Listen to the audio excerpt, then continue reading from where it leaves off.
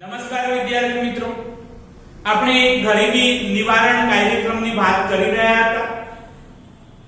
અગાઉના વિડિયોમાં આપણે ગરીબી નિવારણ કાર્યક્રમોમાં કેટલાક કાર્યક્રમોની વાત કરી હતી. હવે આપણે આગળ જોઈએ. દીનદયાળ ઉપાધ્યાય ગ્રામ જ્યોતિ યોજના. આ યોજનાનો પ્રારંભ એ નવેમ્બર 2014 માં વર્તમાન વડાપ્રધાન દ્વારા કરવામાં આવ્યો હતો.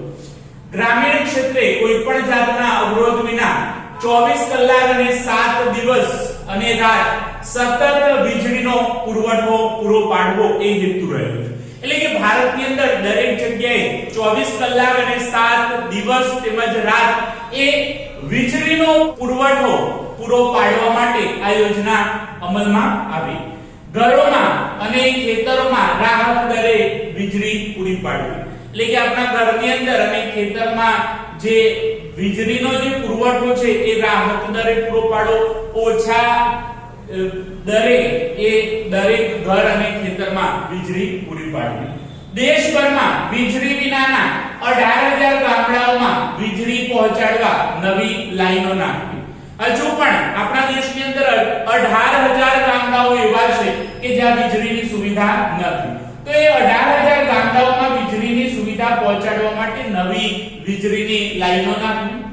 નવા વીજ સબસ્ટેશનોની સ્થાપના કરવી, જેથી વીજળીનો પ્રવાહ નિયમિત રીતે અને કોઈ પણ પ્રકારના અવરોધ વિના એ આવી શકે. કૃષિ ક્ષેત્રના વીજળીના સાધનોની ખરીદીમાં સબસિડી રૂપે સહાય પૂરી પાડીને ગરીબ ખેડૂતોને આવકમાં ટેકો પૂરો પાડવાનો પ્રયાસ કરવામાં આવ્યો છે. કૃષિ ક્ષેત્રના વીજળીના સાધનો ખરીદવા હોય તો એવા સમયે સબસિડી એ સરકાર દ્વારા પૂરી પાડવામાં આવે છે, જેના કારણે ખેડૂતોની આવકમાં એક ટેકો પૂરો પાડી અને એમને મદદરૂપ થવાનો પ્રયાસ એ સરકાર દ્વારા કરવામાં આવેલો છે, જેથી એ સારી રીતે અને ગુણવત્તાસભર જીવન જીવી શકે. સૌર ઉર્જા દ્વારા વીજળી મેળવવા સોલાર ટેકનિક સાધનો માટે પણ સબસિડી પૂરી પાડવામાં આવે છે. આજનો યુગ એ ટેકનોલોજીનો યુગ છે, જે આપણે પરંપરાગત ટેકનોલોજીને છોડી અને બિન પરંપરાગત ઉર્જાના સ્ત્રોતોનો વપરાશ કરવો જોઈએ. અને એ માટે સૌર ઉર્જા દ્વારા જો વીજળી ઉત્પન્ન કરવી હોય તો સોલાર ટેકનિક સાધનો ખરીદવા માટે સરકાર સબસિડી પૂરી પાડે છે અને એ માટે આપણને મદદરૂપ બની રહે છે. ત્યાર પછી આપણે જોઈએ આદિવાસી મહિલાઓને પશુપાલન માટે સંકલિત ડેરી વિકાસ યોજના.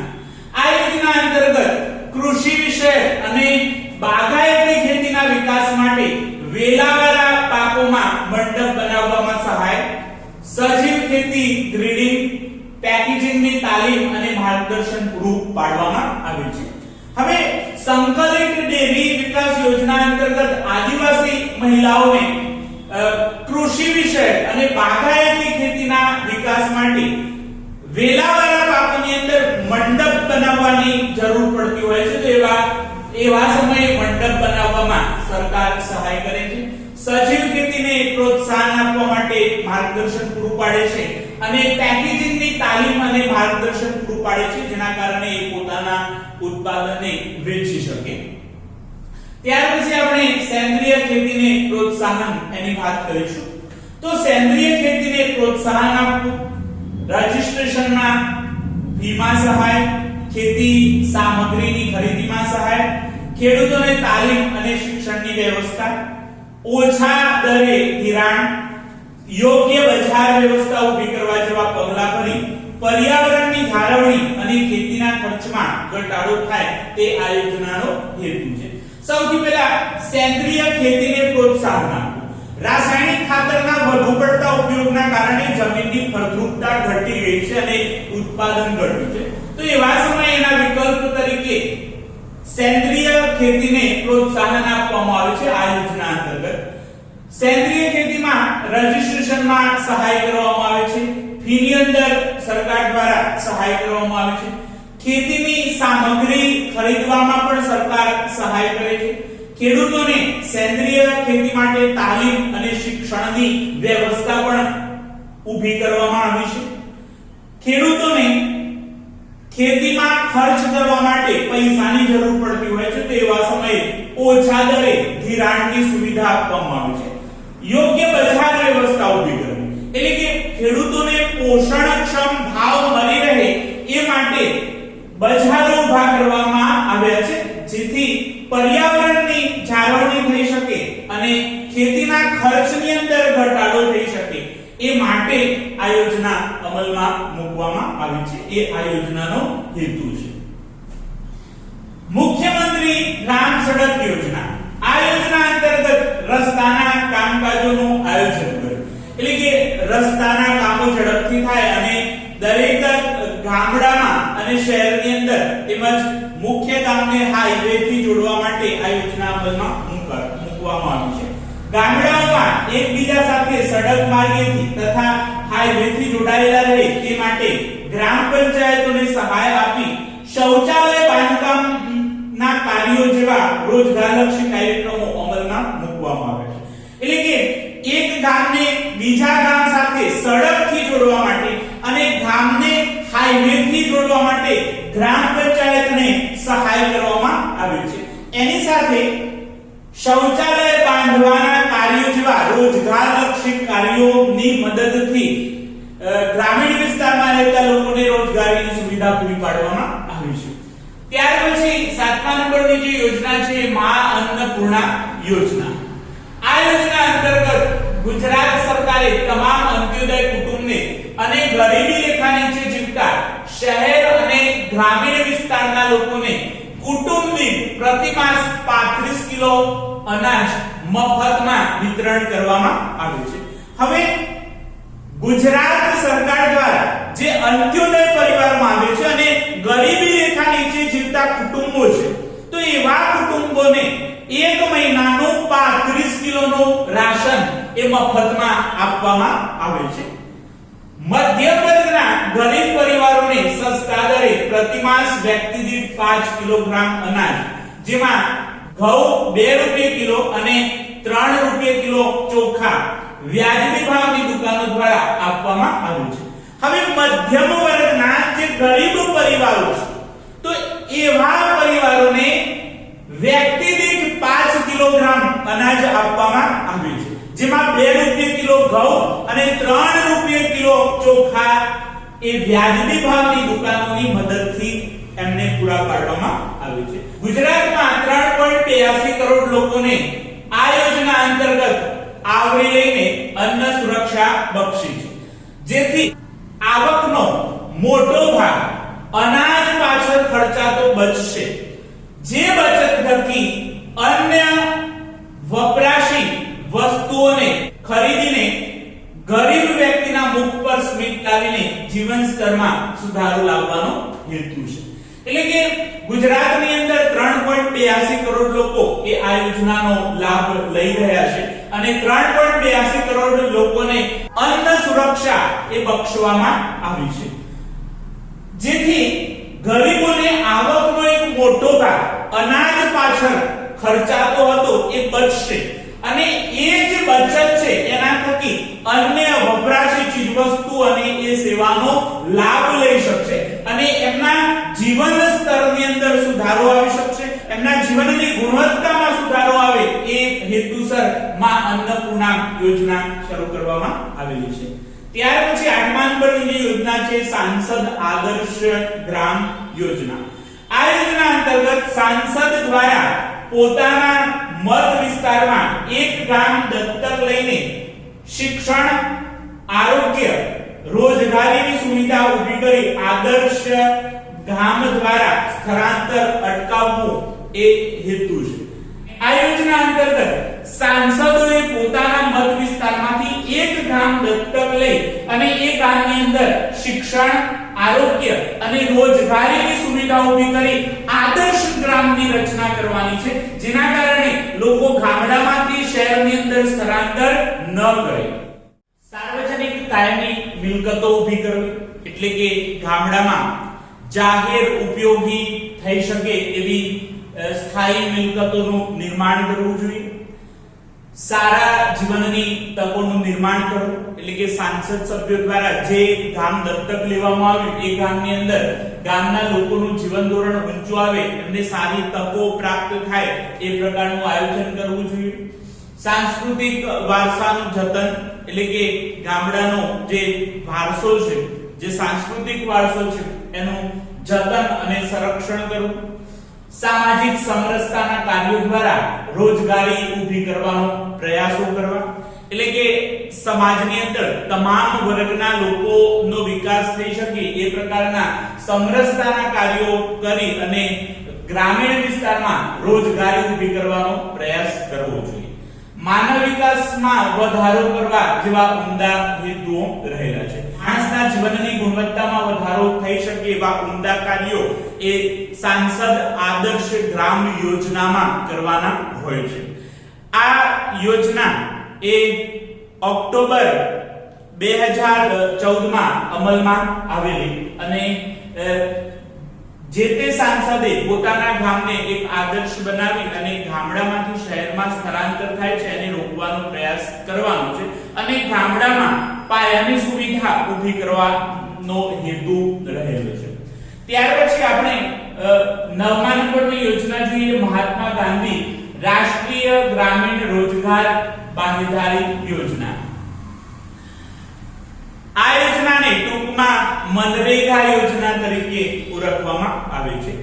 ફેબ્રુઆરી 2006 ની અંદર આ યોજના શરૂ થઈ. એ વખતે એ નરેગાના નામથી ઓળખાતી, એટલે કે રાષ્ટ્રીય ગ્રામીણ રોજગાર બાંહેધરી યોજનાના નામે ઓળખાતી હતી. પરંતુ 2 ઓક્ટોબર 2009 ના રોજ મહાત્મા ગાંધી ના જન્મદિવસે રાષ્ટ્રીય ગ્રામીણ રોજગાર બાંહેધરી યોજનાની આગળ મહાત્મા ગાંધી લગાડવામાં આવી, એટલે આ યોજના મનરેગા તરીકે ઓળખાય છે. મનરેગાનો રોજગારલક્ષી કાર્યક્રમ આપણા ગામમાં આપણું કામ સાથે મળે છે વ્યાજબી દામના સૂત્ર સાથેની ખૂબ જ લોકપ્રિય યોજના છે. એટલે કે આ યોજનાની શરૂઆતમાં એક સ્લોગન આપવામાં આવ્યું, એક સૂત્ર આપવામાં આવ્યું, આપણા ગામમાં આપણું કામ સાથે મળે છે વ્યાજબી દામ. આ સૂત્ર સાથે આ યોજના એ ખૂબ જ લોકપ્રિય યોજના બની રહી.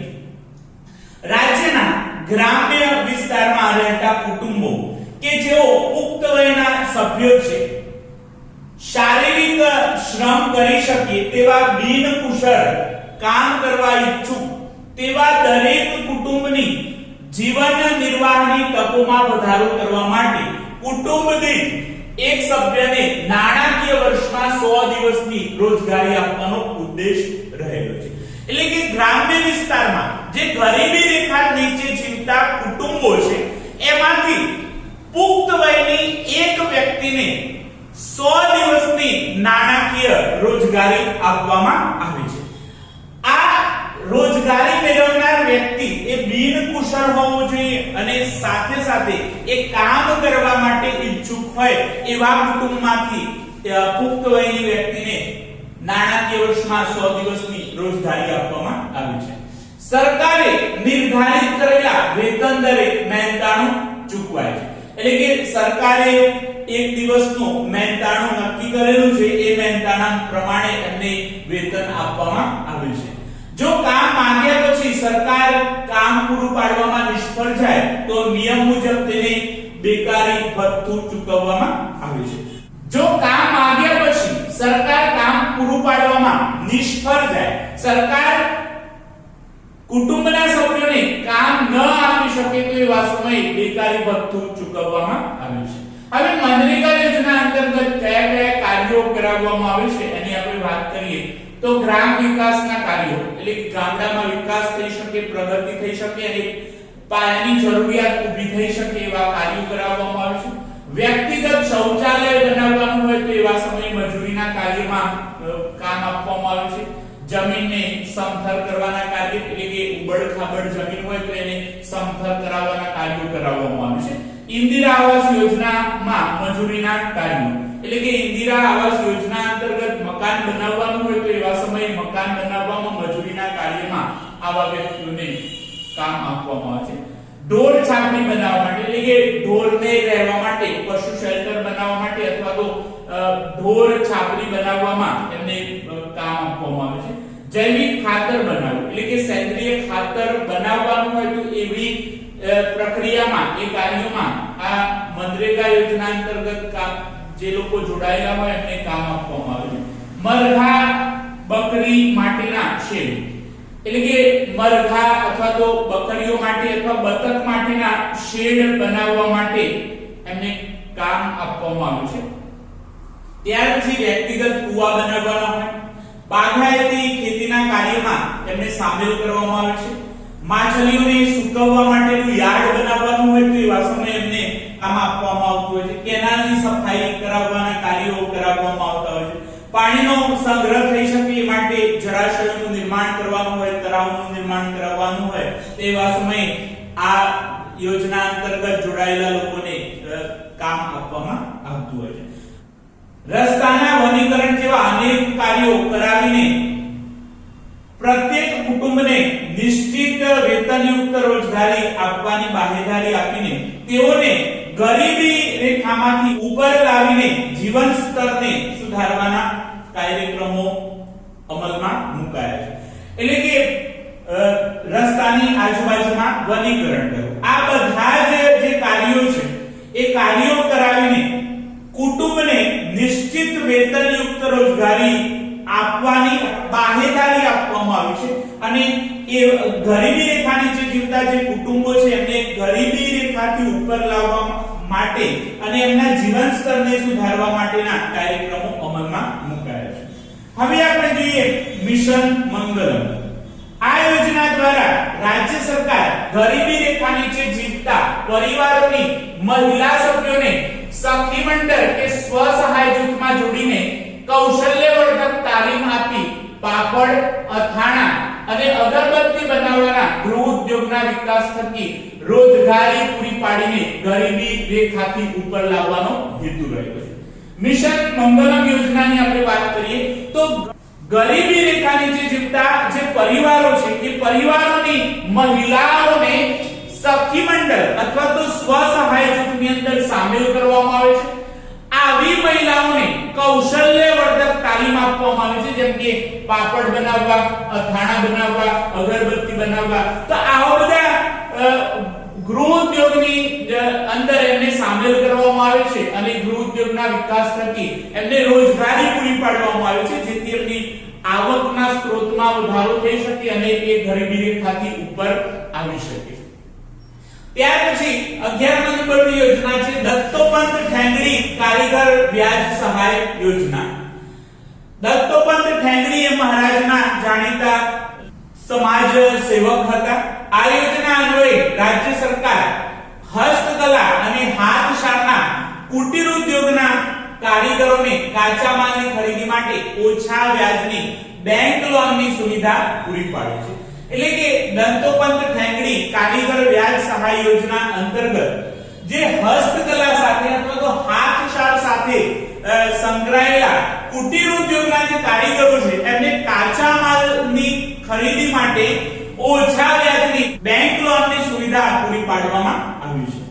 ત્યાર પછી 12મા નંબરની યોજના જ્યોતિ ગ્રામોદ્યોગ વિકાસ યોજનાની આપણે વાત કરીએ તો ગ્રામીણ વિસ્તારમાં આવક અને ઉદ્યોગ સાહસિકતા માટે બેરોજગારોને ગ્રામ્ય વિસ્તારમાં ઉદ્યોગ સ્થાપવા માટે પ્લાન્ટ, યંત્ર સામગ્રી, વીજળી, જમીન વગેરે માટે આર્થિક સહાય, સબસિડી પૂરી પાડી સ્વરોજગારીની તકો ઊભી કરાવવાનો હેતુ રહેલો છે.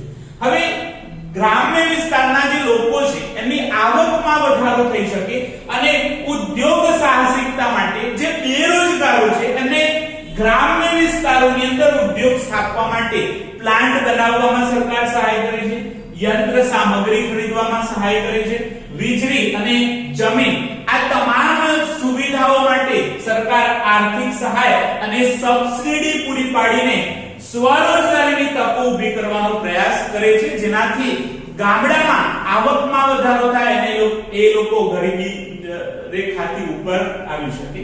સ્ટાર્ટઅપ ઇન્ડિયામાં નવા આઈડિયા સાથે બેરોજગાર યુવાન ઉદ્યોગ સાહસિકોને તાલીમ, મફત વીજળી, જમીન અને આર્થિક સહાય પૂરી પાડવામાં આવે છે.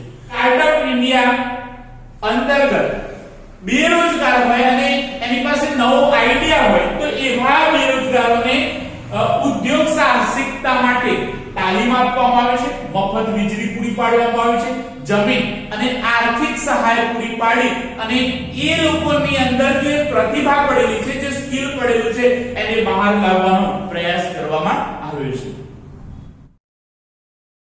ત્યાર પછી 13મા નંબરની મહત્વની યોજના છે વાજપેયી બેંકેબલ યોજના. શહેર અને ગ્રામીણ બેરોજગારોને જેઓની ઉંમર 18 થી 65 વર્ષની છે અને ચોથું ધોરણ પાસ હોય તેને તાલીમ આપીને ઉદ્યોગ માટે કે વારસાગત કારીગરીના ધંધા માટે નિયત રકમનું ધિરાણ પૂરું પાડવાનો સ્વરોજગારીનો કાર્યક્રમ અમલમાં છે. એટલે કે વાજપેયી બેંકેબલ યોજના અંતર્ગત જે ગામડામાં અને શહેરી વિસ્તારમાં 18 થી 65 વર્ષની વયના બેરોજગારો છે અને ચોથું ધોરણ પાસ કરેલું હોય એમને તાલીમ આપી ઉદ્યોગ શરૂ કરવા માટે અથવા તો વારસાગત કારીગરીનો ધંધો શરૂ કરવા માટે નિયત રકમનું ધિરાણ પૂરું પાડી અને એ સ્વરોજગાર માટે સક્ષમ બની શકે એ માટે વાજપેયી બેંકેબલ યોજના અમલમાં મૂકવામાં આવી છે. 14મા નંબરની યોજના છે એગ્રો બિઝનેસ પોલિસી 2016. આ યોજના અંતર્ગત રાજ્ય સરકારે પ્રોસેસ્ડ ફૂડ પ્રોડક્ટના નિકાસમાં સહાય, એગ્રો ફૂડ પ્રોસેસિંગ યુનિટની સ્થાપના કરીને 10 લાખ લોકોને રોજગારી પૂરી પાડવાની યોજના અમલમાં મૂકી છે, જેના દ્વારા ગરીબીમાં ઘટાડો કરી શકાય. એટલે કે એગ્રો બિઝનેસ પોલિસી અંતર્ગત રાજ્ય સરકારે પ્રોસેસ્ડ ફૂડ પ્રોડક્ટની નિકાસમાં સહાય કરે છે, એગ્રો ફૂડ પ્રોસેસિંગ યુનિટોની સ્થાપના કરી છે, જેમાંથી 10 લાખ લોકોને રોજગારી પૂરી પાડવાનો એક લક્ષ્ય રાખવામાં આવે છે અને આ રીતે સરકારે આ યોજનાઓ અમલમાં મૂકી અને ગરીબીને દૂર કરવા માટેના પ્રયાસો કર્યા છે. આપણે ગરીબી નિવારણ કાર્યક્રમોની વાત કરી, ફરીથી આપણે એકવાર પુનરાવર્તન કરીએ. દીનદયાળ ઉપાધ્યાય ગ્રામ જ્યોતિ યોજના, ગ્રામીણ ક્ષેત્રે કોઈ પણ જાતના અવરોધ વિના 24 કલાક અને 7 દિવસ અને રાત વીજળીનો પુરવઠો પૂરો પાડવો, ઘરોમાં અને ખેતરોમાં રાહત દરે વીજળી પૂરી પાડવી, દેશભરમાં વીજળી વિનાના 18,000 ગામડાઓમાં વીજળી પહોંચાડવા માટે નવી લાઈનો નાખવી, નવા વીજ સબસ્ટેશનો સ્થાપવા, કૃષિ ક્ષેત્રના વીજળીના સાધનોની ખરીદીમાં સબસિડી રૂપે સહાય પૂરી પાડીને ગરીબ ખેડૂતોને આવકમાં ટેકો પૂરો પાડવાનો પ્રયાસ કરવામાં આવ્યો છે. સૌર ઉર્જા દ્વારા વીજળી મેળવવા સોલાર ટેકનિક સાધનો માટે પણ સબસિડી પૂરી પાડવામાં આવે છે. ત્યાર પછી આપણે આદિવાસી મહિલાઓને પશુપાલન માટે સંકલિત ડેરી વિકાસ યોજનાની વાત કરી. આ યોજના અંતર્ગત કૃષિ વિષયક અને બાગાયતી ખેતીના વિકાસ માટે વેલાવાળા પાકોમાં મંડપ બનાવવામાં સહાય, સજીવ ખેતી ગ્રેડિંગ અને પેકેજિંગની તાલીમ અને માર્ગદર્શન પૂરું પાડવામાં આવ્યું છે. સેન્દ્રિય ખેતીને પ્રોત્સાહન, એની પણ આપણે વાત કરી કે સેન્દ્રિય ખેતીને પ્રોત્સાહન આપવું, રજિસ્ટ્રેશનમાં ફીમાં સહાય, ખેતી સામગ્રીની ખરીદીમાં સહાય, ખેડૂતોને તાલીમ અને શિક્ષણની વ્યવસ્થા પૂરી પાડવી, ઓછા દરે ધિરાણ, યોગ્ય બજાર વ્યવસ્થા ઊભી કરવા જેવા પગલાં ભરી પર્યાવરણની જાળવણી અને ખેતીના ખર્ચમાં ઘટાડો થાય તે આ યોજનાનો હેતુ છે. મુખ્યમંત્રી ગ્રામ સડક યોજનાની આપણે વાત કરી. આ યોજના અંતર્ગત રસ્તાના કામકાજોનું આયોજન કરવામાં આવ્યું, ગામડાઓને એકબીજા સાથે સડક માર્ગેથી તથા હાઈવેથી જોડાયેલા રહે તે માટે ગ્રામ પંચાયતોને સહાય આપી, શૌચાલય બાંધવાના કાર્યો જેવા રોજગારલક્ષી કાર્યક્રમો અમલમાં મૂકવામાં આવ્યા છે. મા અન્નપૂર્ણા યોજનાની આપણે વાત કરી કે આ યોજના અંતર્ગત ગુજરાત સરકારે તમામ અંત્યોદય કુટુંબને અને ગરીબી રેખા નીચે જીવન જીવતા શહેરના અને ગ્રામીણ વિસ્તારના લોકોને કુટુંબ દીઠ 1 મહિનાનું 35 કિલોનું રાશન મફતમાં આપવામાં આવે છે. મધ્યમ વર્ગના ગરીબ પરિવારને સસ્તા દરે પ્રતિ માસ વ્યક્તિ દીઠ 5 કિલોગ્રામનું અનાજ આપવામાં આવે છે, જેમાં 2 રૂપિયા કિલો ઘઉં અને 3 રૂપિયા કિલો ચોખા એ વ્યાજબી ભાવની દુકાનો દ્વારા આપવામાં આવે છે. ગુજરાતમાં 3.82 કરોડ લોકોને આ યોજના અંતર્ગત આવરી લઈને અન્ન સુરક્ષા બક્ષી છે, જેથી આવકનો મોટો ભાગ અનાજ પાછળ ખર્ચાતો હતો એ બચશે અને એ બચત થકી અન્ય વપરાશી વસ્તુઓ અને સેવાઓ ખરીદીને એમના જીવન સ્તરમાં સુધારો લાવવાનો હેતુ રહેલો છે. સાંસદ આદર્શ ગ્રામ યોજનાની આપણે વાત કરી. આ યોજના અંતર્ગત સાંસદ દ્વારા પોતાના મત વિસ્તારમાંથી એક ગામ દત્તક લઈને એ ગામમાં શિક્ષણ, આરોગ્ય અને રોજગારીની સુવિધા ઊભી કરી ગામડામાંથી શહેરમાં જે સ્થળાંતર થતું હતું એને અટકાવવાનો હેતુ રહેલો છે. સાર્વજનિક કાયમી મિલકતો ઊભી કરવી, સારા જીવનની તકોનું નિર્માણ કરવું, સાંસ્કૃતિક વારસાનું જતન, સામાજિક સમરસતાના કાર્યો દ્વારા રોજગારી ઊભી કરવાના પ્રયાસો કરવા, માનવ વિકાસમાં વધારો કરવા જેવા ઉમદા હેતુઓ એ સાંસદ આદર્શ ગ્રામ યોજનામાં રહેલા છે. મહાત્મા ગાંધી રાષ્ટ્રીય ગ્રામીણ રોજગાર બાંહેધરી યોજના, મનરેગા નો રોજગાર લક્ષી કાર્યક્રમ, આપણા ગામમાં આપનું કામ, સાથે મળે છે વ્યાજબી દામ, આ સૂત્ર સાથેની ખૂબ જ લોકપ્રિય યોજના છે. રાજ્યના ગ્રામીણ વિસ્તારમાં રહેતા કુટુંબો કે જેઓ પુખ્ત વયના સભ્યો છે, શારીરિક શ્રમ કરી શકે તેવા બિનકુશળ કામ કરવા ઈચ્છુક તેવા દરેક કુટુંબની જીવન નિર્વાહની તકોમાં વધારો કરવા માટે કુટુંબ દીઠ એક વ્યક્તિને નાણાકીય વર્ષમાં 100 દિવસની રોજગારી પૂરી પાડવામાં આવે છે. સરકારે નિર્ધારિત કરેલા વેતન દરે 99 આપવામાં આવે છે. જો કામ માંગ્યા પછી સરકાર કામ પૂરું પાડવામાં નિષ્ફળ જાય તો એવા સમયે નિયમ મુજબ એમને બેકારી ભથ્થું ચૂકવવામાં આવે છે.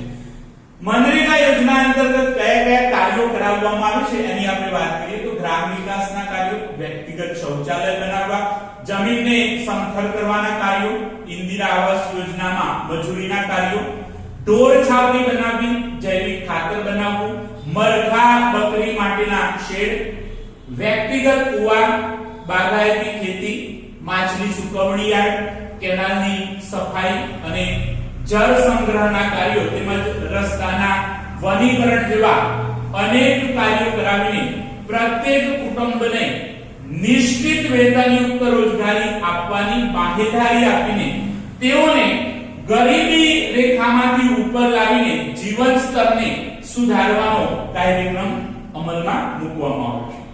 મિશન મંગલમની આપણે વાત કરી કે આ યોજના દ્વારા રાજ્ય સરકાર ગરીબી રેખા નીચે જીવતા પરિવારની મહિલાઓને સખી મંડળ કે સ્વસહાય જૂથમાં જોડીને કૌશલ્યવર્ધક તાલીમ આપી પાપડ, અથાણા, અગરબત્તી બનાવવાના ઉદ્યોગના વિકાસ થકી રોજગારી પૂરી પાડીને ગરીબી રેખાથી ઉપર લાવવાનો હેતુ છે.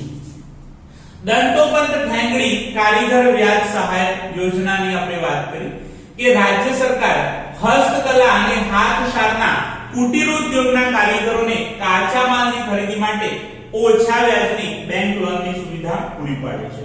જ્યોતિ ગ્રામોદ્યોગ વિકાસ યોજનાની આપણે વાત કરી કે ગ્રામીણ વિસ્તારમાં આવકમાં વધારો કરવા અને ઉદ્યોગ સાહસિકતા માટે બેરોજગારોને ગ્રામ્ય વિસ્તારમાં ઉદ્યોગ સ્થાપવા માટે પ્લાન્ટ, યંત્ર સામગ્રી, વીજળી અને જમીન વગેરે માટે આર્થિક સહાય અને સબસિડી પૂરી પાડી રોજગારીની તકો ઊભી કરવાનો હેતુ રહેલો છે.